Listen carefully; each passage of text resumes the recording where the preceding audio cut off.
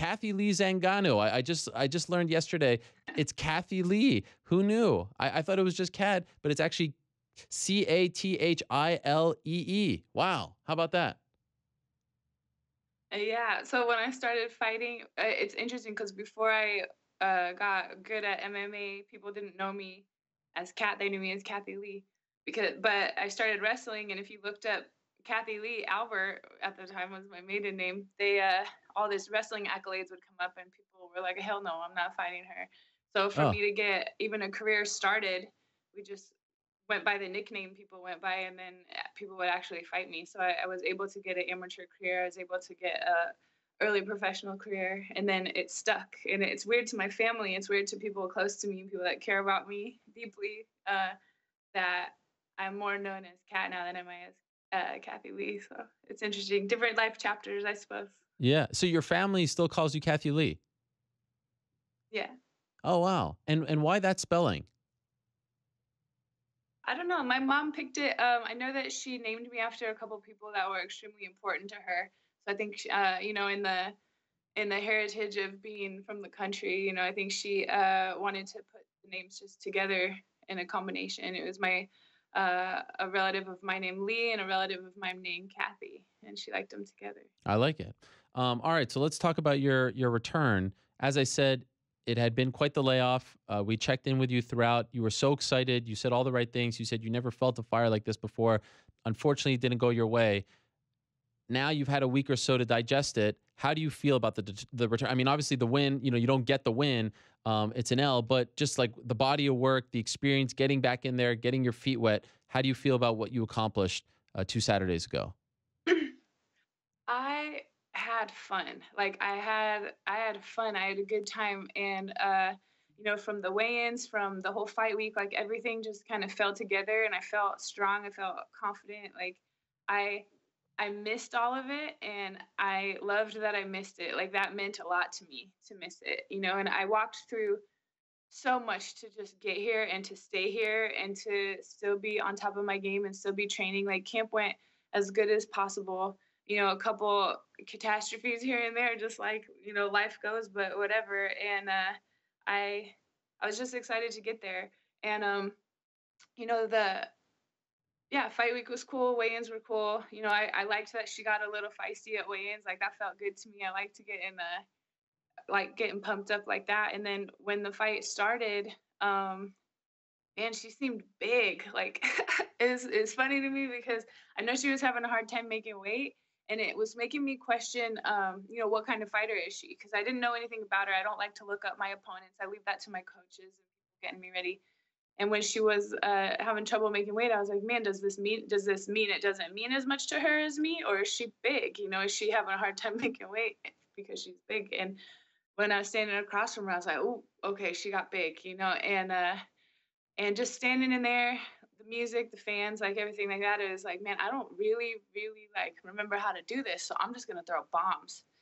So when they said go, the whole time Herzog is kind of announcing all this stuff in my mind. I'm like, just say go, just say go, just say go. Like I don't want to talk about it anymore. I didn't want to see uh um I didn't want to see the announcing anymore. I didn't want to see like I just wanted them to say go. Just give me the green light. Let's go. And so what I had was just to throw heat. I wanted to try to change things up. I wanted to try to hit her as hard as I could and see what kind of damage I could give her. And she wore it. She took all of it. Meanwhile, I'm out there just trying to figure it out as I go. And I felt like going in the first round, I felt good. Her solution was to put me down on my back, and that was smart. I'll give her that. And then going into the third is right where I felt like I woke up. I was like, okay, I remember where I'm at. And after that, I felt on. I felt pretty good. I had everything going, but before you knew it, time was running out, and she was running backwards, and I couldn't get a hold of her again. So I'm gonna give it. I'll give it to her. That girl will do well. I think so. She's very strong. She's smart. And I mean, she beat me with class. And I'm really grateful for getting 3 5-minute rounds. Like I'm really grateful that I got all of that time back in there. I'm glad I got to fully experience it and have it show me again what we're doing in there. And it makes me excited to maintain, and it makes me excited to get in there and do it again. I've already been asking for what's next and waiting for them to give me some kind of agenda because I don't want to wait long. I've been out too long. It was torture, and right now I'm ready. I'm excited and I'm enthusiastic and motivated. So I just want to keep up the momentum. It's interesting to hear you say that you thought to yourself like, I don't remember what to do in here. Did you feel by the end that you got it back, that you remembered what to do in there? Yeah, yeah. I felt like by the end I was like, okay, okay, I got this, And it was just like kind of I don't know.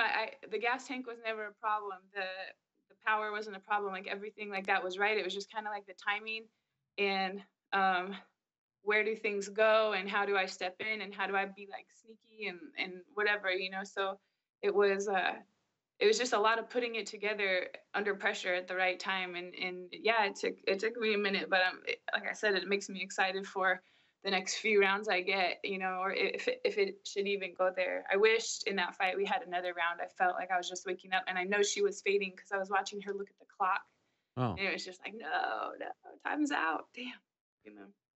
Your perspective on it all, and of course you've been through way more than a loss in the octagon, but your perspective is very refreshing, and it's inspiring, and it's worth noting because usually when someone loses a fight they kind of go into hiding for a little bit, they deal with it their own way, but that's generally like you kind of stay out of the limelight because there's so much attention leading up to the fight. But even again, looking at your Twitter, you're like, you're so thankful, you're saying all the right things here.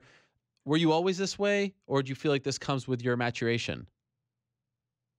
Um, no, I mean, and even after that fight, I'm sitting in there crying. It's an emotional sport, and it's the emotions that go into it are crazy. I mean, there's nerves, there's excitement, there's motivated, there's not motivated, there's all these different emotions that come and go, and like really, it's just adjusting to them as they as they come. And I was feeling good, I was feeling right, and I thought that I could figure it out, and within the allotted amount of time I didn't, and so I was disappointed in myself. I was sad. I nothing on me is hurt. I had no damage. I had a couple marks on my face, and I hurt my shin because she checked a kick, but even that was something that hurts because of me, not because of her. I mean, well, yeah, I mean, she checked it, but I mean, it wasn't damage caused by her whooping my ass. You know what I mean? It was a decision. It was a split decision.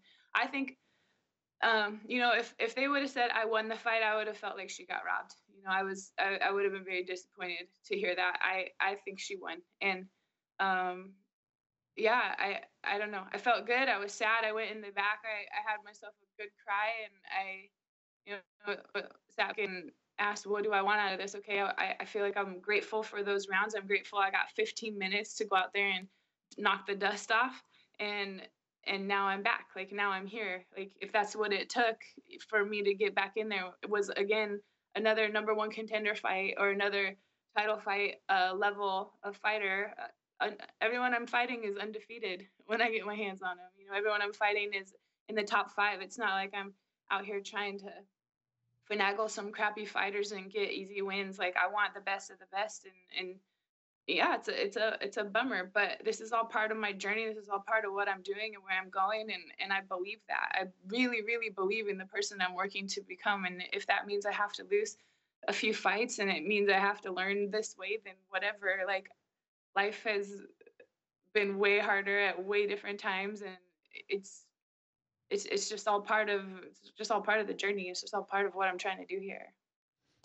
As you just said, you've been in there with the best. You've fought them all. You've beat many of them. She's now 4-0. She's calling for a title shot. Do you see that in her? Like, do you think that she can hang with the champion, with the top 135ers in the world, if she fights like an Amanda Nunes or of course Raquel Pennington if she wins? I was trying to consider that too. Her style of fighting, like she didn't have anything like extremely dynamic. Like she wasn't a super fast fighter. I will say she's strong. Like she was hella strong, and that was surprising because I'm usually the strong one. Like I'm usually the big one and the strong one, and so for her to be like seem and feel bigger than me and be stronger than me, I was like, oh, okay. That poses a challenge. That's something different. And then I just remember Amanda hitting extremely hard, but even with everything she had, she couldn't put me away, Amanda. And then, same thing with this girl. So if I'm trying to compare them, if I see Amanda and Ketlen in a title fight, I really don't know what'll happen. I mean, if Ketlen can put Amanda down and lay on her and kind of keep her there and kind of, you know, I don't know, like stuff that situation, it's possible. I mean, Amanda can be held down, you know, and Raquel and I's fight was just weird. I mean, I feel like she never really fought me back. She just kind of hung on. So, I don't really know what that fight would look like. Plus, there's evolution. There's been a few years in between each fight, but no, I think Ketlen would do well. I do. I think that she can figure out ways to win. She's kind of got that thing that maybe it's not spectacular, like fantastical wins. It could be 3-minute rounds, 5-minute rounds, or whatever. But I would say that she did look really tired to me, and she did seem like she was fading by the third. And so if it's a 5-round fight, I'm not sure how that will go. You said that you're also itching to get right back in there. You don't want to waste any more time. What is it that you want next if you had it your way? So I was looking at the schedule. It's kind of a little thin coming up in the next few months. Like I believe um, there's like a card in Chile, a card in Brazil, and then Chicago is like June 1st or something. So I was looking at all of those, and June 1st just seems too far. Like I'm excited to stay in. Like I want to get. I'm back in the gym today. The only thing going on with me is just like the nerves in my shin are a little bit off, but it's like it's stepping weird is the only thing that makes my leg do something. So that can be rolled out. There's nothing broken. But I asked for the last couple of days. I asked opinions and possibilities as far as the May 19th card in Chile. I know it's far in distance, but not far in time. And I just kind of want to keep the ball rolling and keep moving and see who would be game to go at that time. And I don't know, like that one sounds good to me, but I haven't gotten any confirmation on anything with that. Any feedback? Okay, we like it. Yes, we're going to work on it. We have some ideas. Anything like that? Yeah, I mean, a couple things. A couple people were like, "Yeah, I like that. Let me look." I know my coach has I think Phil Davis. He fights for Bellator now. He's got a fight in the UK in May, and I think they were trying to figure out and like as far as what the calendar looks like with that because that is a lot of travel for my head Yeah. coach. And if it's the same week, obviously that can't work.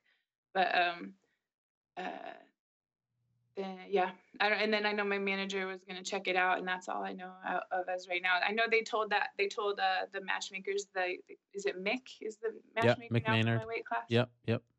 Yeah, Great they guy. told him that I want to get right back in there, so I know he's got his eyes and ears open for me. Social media can be a really bad place. It could be a cesspool.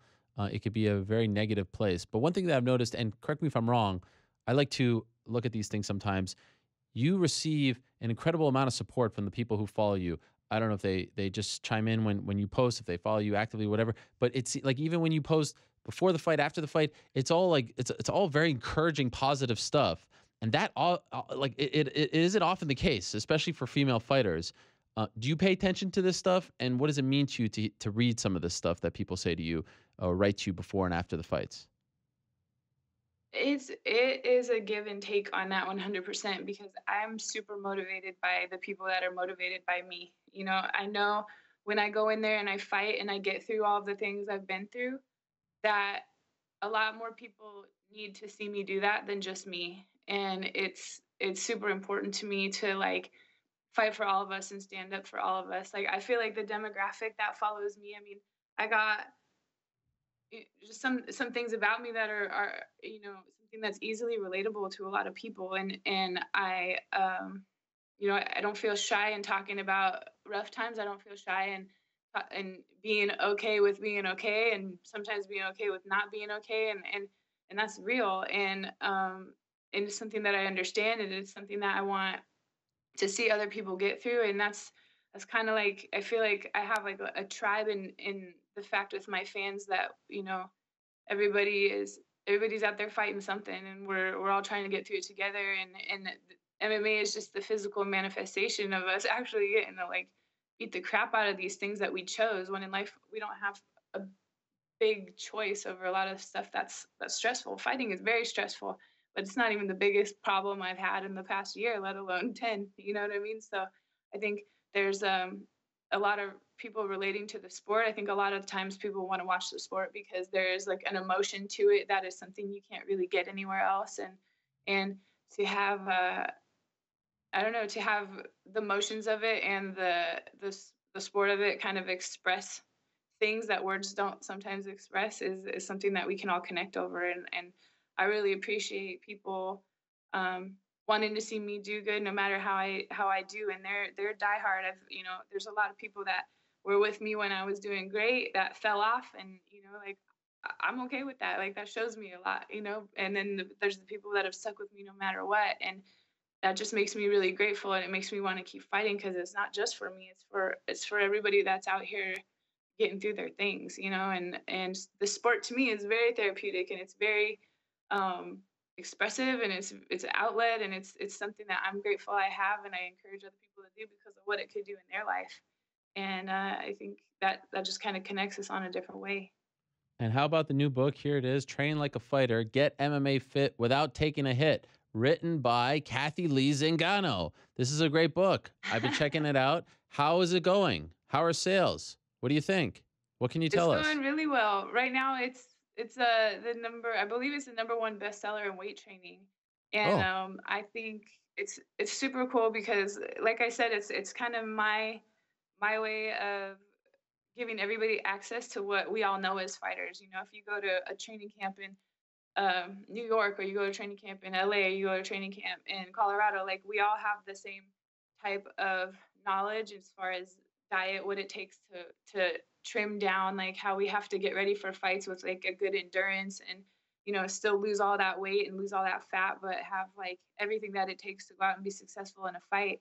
But as it says, like these people don't need to go get in a fight at the end of it, but they can still like have the access to the secrets and the tools that we all have as fighters. And it's there's an evolution of this sport. I mean, obviously, it's been around for a few good decades that have run experiments on what we can do in order to be in our best fit type of shape to go and get in these fights that are 3 rounds or 5 rounds of 5 minutes. So I just wanted to give that to people again because of what it's done in my life and how I feel like it could improve other people's lives, plus their workouts, plus doing things differently and changing things up, and then they could end up looking like or training like their favorite fighter. Not that it has to be me. I mean, this is what guys are in there doing too. Everything I learned in there, either I've done, my coaches have done, or teammates of mine have done, and I've seen happen. And they are, it's across the board common knowledge for us as fighters. So good strength and conditioning routines, all from high level coaches, and all of us are in there, men and women. So I'm excited. I'm excited to give it to people. Kat, you are an inspiration. You are a role model. Despite the loss, it was great to see you back in there. It really was. It was a beautiful thing, and seeing your mindset after the fight and the way you're handling it is even more inspirational. So keep it up. Great to see you back. Welcome back, and I hope you do get that fight sooner rather than later. And again, congratulations on the book. I hope it goes great. Thank you. Thank you. All right, we'll talk to you soon. There she is, the one and only Kat Zingano, stopping by, still a top contender at 135.